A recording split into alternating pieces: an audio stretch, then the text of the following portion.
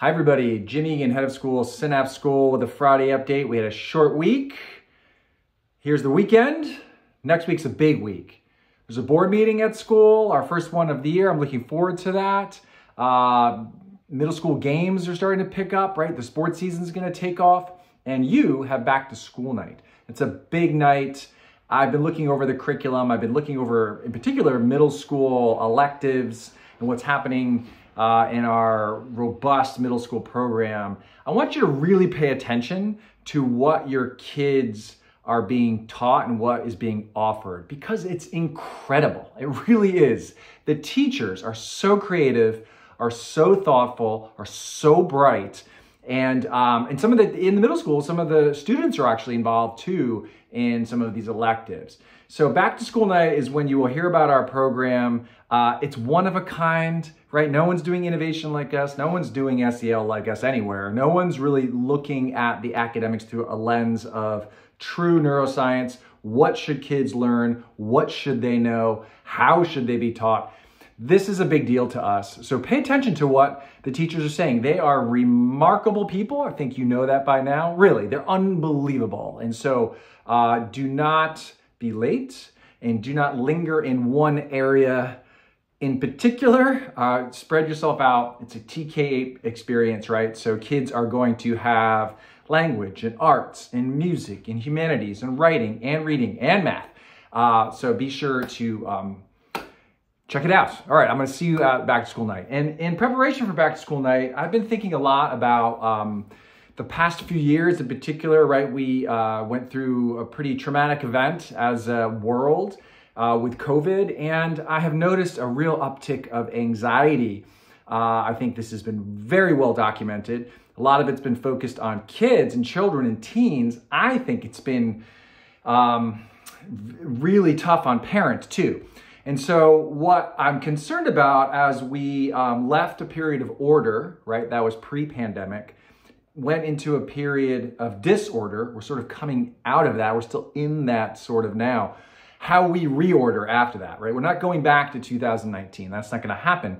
But I'm concerned that schools, our schools, Synapse, because we got so good at responding to emergencies and we're really at a heightened sense for years, and we were communicating that way. We were putting in protocols that were really acute.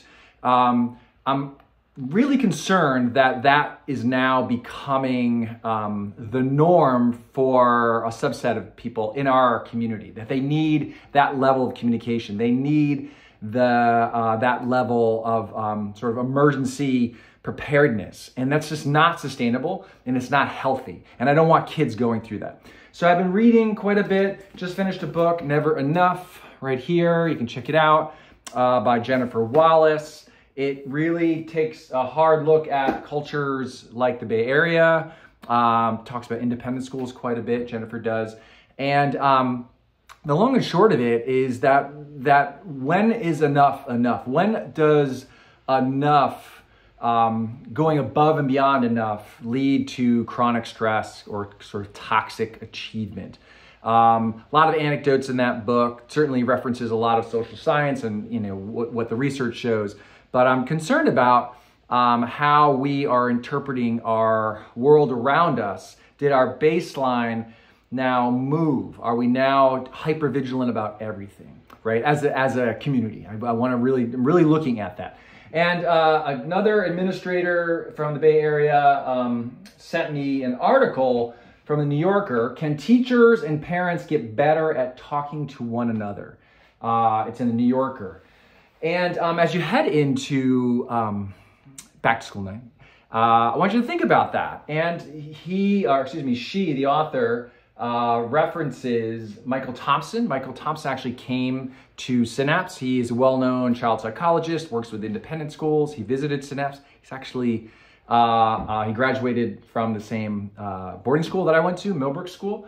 And he talks about the need for children to have ownership over their space at school and to have agency around their experience. And sometimes parents come in hard, come in quick, and they too, right, back to what I was saying too, parents have been used to a few years of constant communication from this school. And the author references back to growing up in the 80s and 90s when schools didn't really report back much of anything to parents other than report cards. That's it, right? I mean, I grew up in the 70s and 80s, and that was my experience in elementary and middle school. And I was excited to get the report cards, right? By the way, we didn't have grades back then either. Sometimes parents think there were grades in elementary school. There really aren't grades in elementary school. They haven't been in a long time. So we're not that radical at Synapse. But the really point of this article is to reflect, right? We need to reflect on where we want to land as we reorder coming out of this phase, this sort of traumatic phase that we've been in. Do we want to be hypervigilant? Do we want to really always be in that space of what's going on? I haven't heard from school today. I don't know if we want that. So I would check that article out. It's an excellent read. And check out that book too, Never Enough. And come to back to school night, say hi. Can't wait to see you all. It'll be great. Okay, take care. Bye.